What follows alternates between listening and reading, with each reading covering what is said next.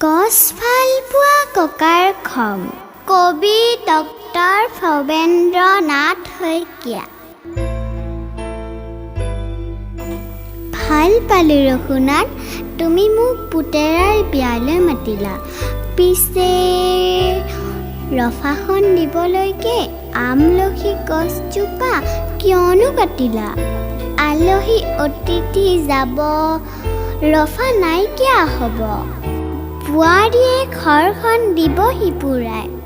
পিছে কোৱাচোন ৰঘুনাথ, আমলখি গছজোপা সহজতে পাবানে খুৰাই? দৰাটিক মাতাচোন, এজুলুকা আশীৰ্বাদ দিওঁ আৰু যাওঁ। গছজোপা কটা বাবে লুচি, ভাজি, ৰসগোল্লা একোকে নাখাওঁ।